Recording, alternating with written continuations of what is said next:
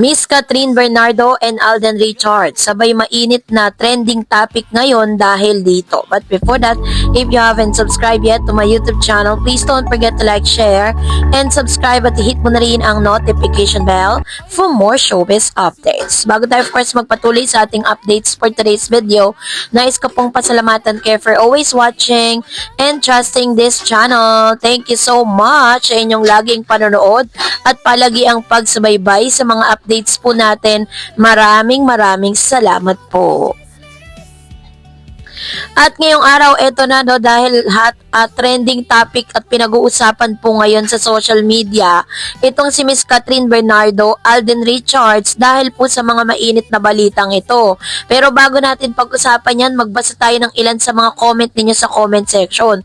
Unahin natin si Miss Renato Sain. Sabi niya, hindi nga nakikita at napansin na publiko nag-uusap sina Alden at Kat, pero hindi naman sila magkagalit. Hindi nag-uusap in public but in secret. Nagkikita at nag-uusap silang dalawa.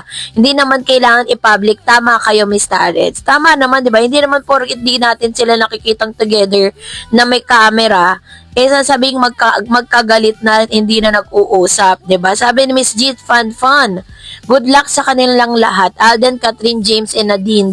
They all deserve good projects. They are actors. Yung love team, pambagets lang. And especially Alden, talagang in-explore niya talaga maging aktor. And sabi ni Miss Mirna, salamat Ma'am Dared sa paayuda between Kat then forever. Sabi ni Miss Maria Gomez, best of luck to Alden. This is a good move. And sabi ni Miss Virgie, basta ako kay Catherine ako manood kanyang serye. Tingnan lang natin. Ayan. So, ito yung kanyang desisyon, ano? At marami pa rin talaga nagmamahal kay Catherine at Alden. And this time, ito na, i-congratulate din natin si Miss Catherine Bernardo sapagkat siya po ay tinagurian at binigyan ng award ng People Asia. People Asia hailed superstar Catherine Bernardo as the box office queen of her generation, a splendid way of celebrating her unmatched success not only with back-to-back phenomenal box office star awards but also 2 box office queen. So, 2 beses po kasi siya talagang nag-box office queen lahat ng mga movies na pinagbidahan niya kasama si Alden Richards. Kaya hindi pa pwedeng sabihin na Miss Catherine Bernardo alone. Kasi may mga movie rin naman si Catherine na hindi rin naman nag-box office pero nung kasama niya si Alden in collaboration with Alden Richards, grabe po yung lakas ng nila, chemistry nila at the same time, yung lakas ng movie nila talagang sinuportahan at nagkaroon ng collaboration between fans of Catherine and fans of Alden Richards. Kaya hindi po talaga pwedeng i-credit lang lahat kay Catherine Bernardo, 'di ba? Kasi meron din naman talagang ambag si Alden Richards sa tagumpay na yan ni Miss Catherine. Kasabay nga nito is ikinukumpara itong si Miss Catherine Bernardo sa ilang mga photos sa lumabas kasi parang nagpaikli ng hair si Miss Catherine. Baka ito po may kinalaman doon sa kanyang serye na kailangan niyang ganitong looks, no? So dahil dito, may mga usap-usapan doon po sa Twitter na ex sa dating Twitter na inagaya daw ni Miss Catherine Bernardo si Miss Kayla Estrada sa kanyang style with bangs and short hair. Well, para lang po sa kaalaman po ng lahat, lalo-lalo ng mga bashers ni Miss Catherine. Si Catherine po ay may sariling glam team. May sarili siyang stylist at alam po nila kung ano po yung ginagawa nila kay Catherine, 'di ba? So wala dapat patunayan si Catherine kung sinong mas maganda, kung kanino mas bagay dahil kitang-kita naman natin na talagang lahat ng gawin kay Catherine talagang nagsi-stand out siya. So kasabay din nito nag-trending din si Miss Catherine Bernardo, Alden Richards. Ngayon sa social media, talagang pinagtatalunan to kasi si Alden Nadine versus Catherine James, sinong mas bet nyong maging bagong love team. Yan ang hashtag ngayon. Kasabay ng pag-trending ng hashtag LoveShareGaw sa Twitter, ay nagkaroon ng Twitter party ang ilan sa mga fans si Catherine, Alden, Nadine, and Mr. James Reid matapos nga na mainit na pinag-usapan ngayon ang mga netizen ang tambalang Alden Richards, Nadine Lustre at Catherine Bernardo, James Reid love team. Ibinandera ng View Philippines ang kanilang bagong romance drama series na pagbibidahan ng mga nina Nadine at Alden, ang LoveShareGaw. Alden Richards and Nadine are teaming up for the biggest upcoming series yet. The Siargao Magic set reel in this 2026. Lahat po nagulat dito kasi parang wala pong walang pasabi na bigla na lang naglabas ng teaser na may ganito na ngang lalabas, no? Kasabay nito ay naglabas din ng ilan sa mga BTS, no? Ito pong Someone, Someday, no? Doon po sa kanilang movie or sa kanilang serye ni James Reid.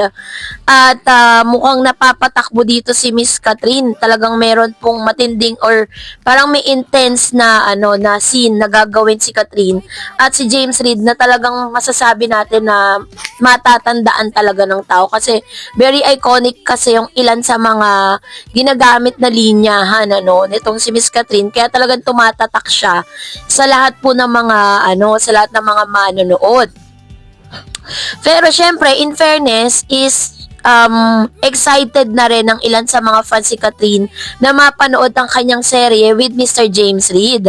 Kasi lahat naman po talaga ng mga serye niya at lahat ng mga programa at project na binibigay kay Catherine, nabibigyan talaga naman niya ng hustisya. At talagang masasabi mong tumatatak talaga siya sa lahat ng mga manonood, diba? And I'm sure na kahit ano pang sabihin ng mga sidekick, sinasabi nila na hindi raw magiging ganun ka-successful ito pong serye na to with Mr. James Reid dahil parang nire-reshuffle, lahat naman po yun hula lang, 'di ba? So, para po talagang magkasubukan at i-refute natin yung negativity na sinasabi ng ilang sa mga psychic, isuportahan po natin yung projects ni Catherine Bernardo at ni Mr. Alden Richards bilang mga Katden fans. Pakita natin yung support natin sa kanila kahit hindi sila magkasama sa isang project. So, in fairness din naman, marami rin pong na-excite sa kauna-unang pagtatambal ng Aldin sa isang acting project. Kaya naman ngayon pa lang ay abangers na ang kanilang respective fans sa Love Siargao. Kasunod nito, ang mga komento ng netizens, sila ay nagkaroon nga ng switching sa dalawang phenomenal love team na showbiz dahil ang dating katambal ni Nadine na si James ay napunta ngayon kay Catherine na former screen partner naman ni Alden. Noong September 2025 ay in-announce na rin ng ABS-CBN na magsasama sa isang teleserye sina Catherine at James na may titulong Someone Someday. Kasama nila dito ang isa sa magagaling na aktres na si Miss Maha Salvador. So, narito ang ilan sa mga reaksyon ng mga netizens sa dalawang love team. Una, we didn't see this coming. Grabe, nagugulat ka na din. OMG, sabi dyan. Tapos si Kat James, meron, di ba, nag-switch. Ang cute. Gusto ko psychological thriller plot with romance. Pero what they serve, sige na nga, dream team up ko to. May 2 favorite artists in one series pa. Hindi lang one movie. Hindi ko na in-expect pero grabe, sobrang excited na ako. Beautiful location with good actors. Features pa lang lakas ng chemistry. And then sabi pa ng ilan, OMG series seated. Mukhang maganda. This is so unexpected. So yan ang ilan sa mga komento ng mga netizen na hindi pa man po na ilalabas. Talagang super excited at frenzy na ang ilan sa mga netizens sa pag-aabang sa mga seryeng paparating. So that's it for today. For more videos and updates, please don't forget to like and subscribe, and please don't forget to follow my Facebook page, Dareds TV and Dareds channel. God bless everyone.